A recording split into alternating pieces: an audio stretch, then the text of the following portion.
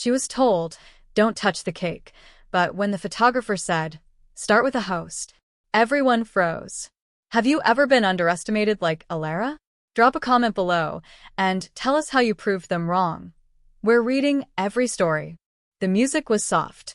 Expensive. Too expensive. The kind that played at events where people wore clothes with no price tags and smiled only with their mouths, not their eyes. I stood near the back of the grand ballroom, careful not to touch anything. Not the golden chairs. Not the crystal centerpieces. And definitely not the three-tiered cake shaped like a peacock. I wasn't even sure I was supposed to be here. My dress was borrowed. My shoes were a size too small. And my hair.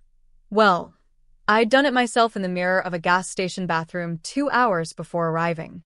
I hadn't expected an invitation. In fact, I'd told myself I wouldn't go even if one came. But then, a card had shown up, gold embossed, with my name. No return address. No message. Just 2 words printed under the date and time. Be there. So here I was. The hall was packed. Laughter. Clinking glasses.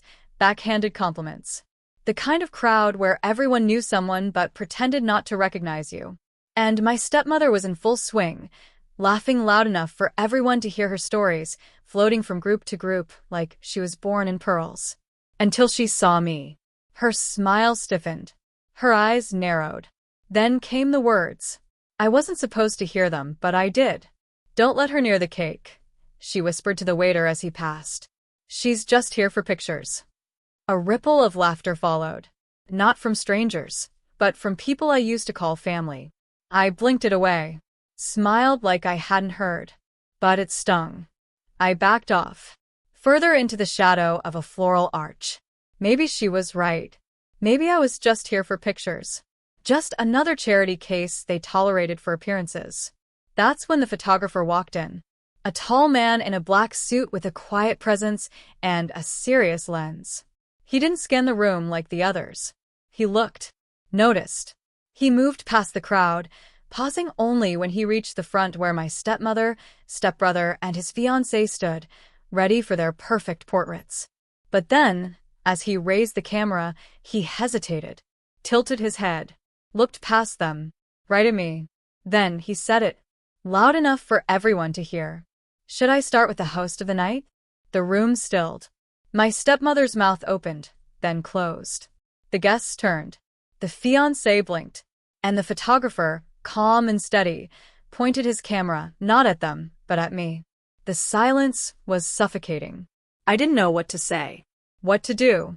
I hadn't hosted anything. I'd barely even RSVP'd. But then I saw him. Him. Standing near the entrance, wearing a simple gray suit that didn't match the extravagance of the room. A man with warm eyes and a familiar face. The kind you never forget. He nodded. And just like that, the air shifted. People stepped aside. The whispers began. She's the host. Wait her? She looks so different. But I didn't hear them anymore. Because when the photographer snapped the first shot, I wasn't thinking about the cake. Or the whispers. Or even my stepmother's frozen face. I was thinking about everything that had led to this moment, and how this night, the one they thought I wasn't even supposed to attend, was about to belong to me. He stood still, just behind the crowd, like he didn't want to be seen. But I saw him. Everyone did. His eyes locked on mine, soft, unreadable. But something in them told me this wasn't the first time he'd watched me from a distance. Then it clicked. I had seen him before. 2 years ago. It was raining, and I was late for my shift at the cafe. A man had collapsed outside in the alley, soaked, freezing, barely breathing. Everyone else passed by. I didn't. I wrapped him in my coat and stayed with him until the ambulance came. Never got his name. Never thought I'd see him again. But now, as he stepped forward and the lights hit his face, I was sure. It was him. The man I'd saved. And the entire room froze again. Someone whispered, "That's Nathaniel Chase." That name hit like thunder. Nathaniel Chase, billionaire investor, philanthropist, founder of one of the largest tech companies in the country. Known for keeping his life painfully private. Never seen at events unless it meant something. And he was walking, slowly, purposefully, toward me. The photographer lowered his camera. People parted like water around him. Even my stepmother stepped back, as if suddenly unsure of her own footing. He didn't look at anyone else. Just me. When he finally reached me, he stopped barely a foot away. I could smell his cologne, subtle, clean. His voice was soft but clear enough to silence a room. "Did you think I forgot?" I blinked. "What?" His expression didn't change. "That night. The alley. You stayed." I could barely speak. "You remember that?" "I never forgot." And then he turned around, faced the stunned crowd. "This woman," he said, raising his hand to gesture toward me, "is the reason I'm standing here today. If she hadn't done what she did that night, I wouldn't be alive." You could hear a pin drop. She didn't ask who I was, didn't take pictures, didn't post it online. She just helped and disappeared. He turned back to me, eyes shining. "I've looked for you for over a year." My lips parted, stunned. "Why?" His voice dropped. "Because people like you deserve to be seen, celebrated, protected." From the corner of the room, my stepmother cleared her throat. Her voice was tight. "She's just the daughter of my late husband. She's not really." Nathaniel cut her off. "She's the host of the night." He turned to the photographer. "Take the shot." Flash. The camera clicked. Just like that, a new silence filled the room. Heavier, more respectful. People shifted uncomfortably, some already trying to smile like they hadn't just watched me get dismissed like background furniture. Nathaniel leaned closer and whispered, "You have no idea what I've planned for tonight." And then he walked away. But not before placing a soft kiss on the back of my hand. The entire hall watched, confused, awkward, and suddenly unsure who the most powerful person in the room really was. Nathaniel disappeared into the crowd like a shadow, leaving silence behind him. I stood still, not sure if I should follow him or disappear myself. My stepmother stayed frozen, clutching her glass like it might break in her hand. She let out a loud, fake laugh. "Well, I guess money changes everything. Even smart men fall for sad little stories." But before she could say anything more, a man in a black suit and earpiece walked over to her. "Ma'am," he said politely, "Mr. Chase has asked that all press, staff, and guests be told. Tonight's event is in honor of Miss Alara Blake." I froze. I hadn't heard my full name in years, not since my dad died, and everything fell apart. The man continued, "He's also requested that all seating and speaking arrangements be changed to reflect that." My stepmother's voice turned sharp. "What?" "That's not right. She didn't plan any of this, I did." The man kept his cool. "With respect, Mr. Chase is the one paying for tonight. His word stands." People heard it. All of them. That one sentence shattered her control. She looked at me again, but this time, I saw it. Not anger.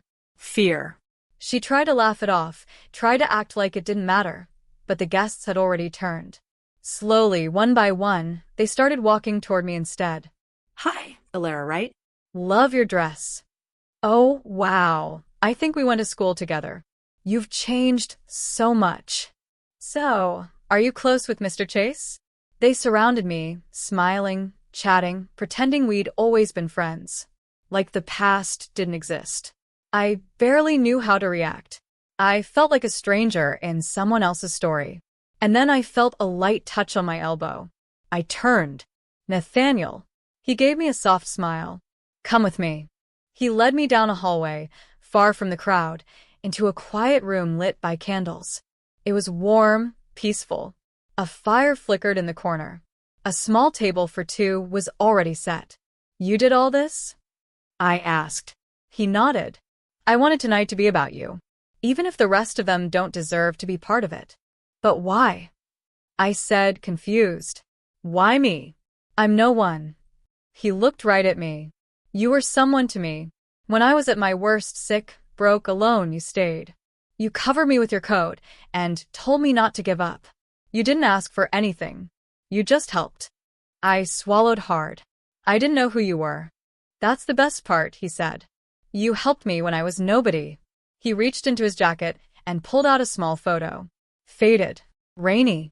It showed me from behind, sitting on a sidewalk next to him, holding a coat over his shoulders. I found this from a hospital camera. It took months to clean it up. But once I saw it, I knew I had to find you. I stared at it. I looked so tired in that picture. So worn out. But I remembered that night. I remembered thinking he might not make it if I left him alone. You should have had a better life, Valera, he said. But they took that from you. I blinked fast. I didn't even know what tonight was supposed to be. I just showed up. That's the thing, he said softly. Sometimes, just showing up is the most powerful thing someone can do. I didn't know what to say. But for the first time in a long time, I didn't feel small. I didn't feel invisible. I didn't feel like the background. For the first time, I felt like I mattered. By the time we returned to the ballroom, everything had shifted.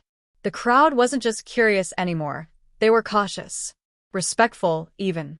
As if unsure how to approach me now that Nathaniel had made it clear I wasn't some forgotten family stray. I was something else entirely. My stepmother stood at the center table, trying desperately to hold the spotlight.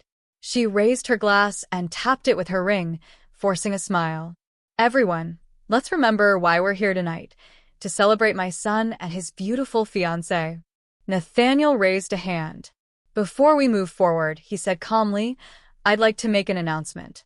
The room tensed. She froze mid-toast. He gestured toward the screen behind the stage. A projector flickered on. My stepbrother looked confused. My stepmother looked terrified. On the screen, a slide appeared, white text on a black background. The true host of tonight's gala. And then a photo of my father appeared. Not one of his polished portraits. A candid one, him holding me as a child, laughing. I gasped. Nathaniel spoke gently, almost reverently. Before his death, Mr. Blake had arranged a foundation to launch in his daughter's name.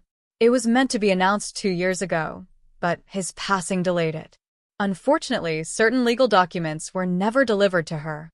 My stepmother's face paled. Nathaniel continued, Tonight, we honor not just his legacy, but the woman he trusted to carry it forward. Another slide appeared. The Alara Blake Fund. Beneath it, $12 million initial investment. I stepped back, dizzy. $12 million? I whispered. Nathaniel nodded, his voice low for only me to hear. That's the amount your father left in a protected trust. They tried to block it. Seal it. Redirect it. But he was smarter than they were. My stepmother's glass slipped and shattered on the floor. I don't know what this is, she snapped. This is outrageous. That foundation was never. The documents are sealed and verified, Nathaniel interrupted. The lawyers will explain it all to you tomorrow. Her voice shook. She's just a girl who used to wait tables. And you, he said calmly, are a woman who tried to erase her. He turned to me. Alara, your father left something else behind. His journals. I had them authenticated. The final entry was about you. Would you like to read it? I stared at him, then nodded slowly. He handed me a folded paper. My hands trembled as I opened it. If anything ever happens to me, make sure she knows she was always the best part of my life. Not a mistake. Not a burden. Just Alara. And that's more than enough. I couldn't breathe. I didn't cry, not yet. But the weight of it landed so hard in my chest, I thought I might fall over. Nathaniel stepped beside me and offered his hand. I took it. I think we've heard enough for one night, he said gently, nodding to the room. Let's give them time to process. He led me out the side door, away from the music, the lights, and the trembling hands clutching empty glasses. Outside, the air was sharp with winter. He draped his coat over my shoulders without a word. I don't know how to thank you, I whispered. You already did. That night in the alley. This is just me catching up. But why tonight? Why now? He looked up at the stars, then back at me. Because I promised myself, if I ever found the woman who saved me, I'd make sure no one ever made her feel small again. By morning, the news had spread. Social media was flooded with whispers. Pictures of me with Nathaniel. Photos from the projector screen. The name Alara Blake was trending, not as a footnote in someone else's story, but as a headline in her own. But the moment that sealed everything came the next afternoon. It was supposed to be a small legal meeting. Quiet. Just a formality. But when I walked into the lawyer's office, I found my stepmother already seated, wearing black like it was a funeral, and my stepbrother beside her, eyes red and hollow. His fiancée sat farthest from them, phone in hand, pretending to scroll, but clearly listening to every word. They looked up as I entered. Neither spoke. The lawyer, a gentle man named Mr. Caldwell, greeted me with a warm smile. "Miss Blake, please have a seat." I sat. "This meeting is to formally review the final portion of your late father's will," he said, placing a thick folder on the table. "Due to delays, this has not been publicly executed until now. But it contains critical items that Mr. Blake requested remain confidential until after his daughter turned 26. He looked at me. "You turned 26 last month, correct?" I nodded. "Yes." "Then we'll begin." He slid open the folder, pulled out a sealed envelope, and carefully opened it. "As per Mr. Blake's wishes, the following assets and holdings shall be transferred solely to Miss Alara Blake. The family estate in Charleston, the lake house in Vermont, full ownership of Blake Ventures' remaining shares, and all holdings within the Alara Blake Fund." My stepmother's mouth fell open. This isn't real," she stammered. "The family estate belongs to me." Caldwell didn't flinch. "Actually, it never did. You were granted temporary residence through a marital trust. That trust expired on the date of Mr. Blake's death." She went pale. "But we changed the documents." Caldwell raised his hand. Any attempts to alter the original trust were noted and dismissed. Mr. Blake left very specific instructions. He turned to me again. "Miss Blake, you may review everything later. For now, we require only your signature to begin transfers." I picked up the pen. And paused. Then I looked at my stepmother. She wasn't the fierce, perfect woman from last night's party anymore. She looked smaller now. Her pearls didn't sparkle. Her lipstick had faded. And her hands shook under the table. For a moment, I remembered everything. How she used to glance at me like I didn't belong, how she skipped over my name at family dinners, how she used pity like poison, handed out favors like I owed her for breathing. But I also remembered the girl I used to be. The one who stood by a stranger in an alley without asking why. The girl who didn't wait for thank yous to do the right thing. I set the pen down. "I'm not taking the house," I said quietly. Caldwell blinked. "Pardon? I'll take the fund. The shares." But the house let her stay. My stepmother gasped softly, as if she'd been slapped by kindness. My stepbrother stared at me like I'd lost my mind. "You're giving it up?" he scoffed. "After everything?" I turned to him, calm. "No." "I'm giving her a chance to sit with what she almost lost." He went silent. Caldwell nodded slowly. "Very well. We'll adjust the documentation." As I signed the transfer papers, my stepmother's eyes filled, not with resentment, but something closer to regret. As I stood to leave, she whispered, "Alara, I didn't know he left all that for you." I looked at her one last time. He didn't leave it for me. He left it because of me. Then I walked out. Nathaniel was waiting by the car. As I slid into the passenger seat, he handed me a coffee. "Peace offering," he smiled. "Decaf." "I remember you don't do caffeine." "You remember everything," I said. He paused. "Only the things that matter." We drove in silence for a while. The city passed in soft motion. The world felt different, lighter. "You didn't have to give her the house," he said finally. "I know. So why?" I looked out the window, then back at him. "Because winning doesn't always mean taking everything. Sometimes it means showing them you never needed it to begin with." He smiled. "I've made you an offer," he said after a moment. I blinked. "What kind of offer?" "For the fund. I want to match it. Double the capital. Invest it into something you run. On your terms." I laughed. "You want me to manage a foundation?" "No," he said, eyes serious. "I want you to build one." I went quiet. You've spent your life being overlooked, he continued. But not anymore. It's your time. What you do next, that's the legacy. I stared at him. Will you help me? I asked. He smiled. I already am. That night, I didn't go back to the party. I didn't look back at the mansion, or the chandelier, or the cake I never touched. Instead, I walked barefoot across my apartment floor, stood at the window, and watched the sunrise with a quiet smile on my face. Not because I had wealth now, not because I had power, but because I finally had something no one had given me before. A name that belonged to me, and a future that no one else could write. Her name was Alara Blake. And this time, the world would remember it.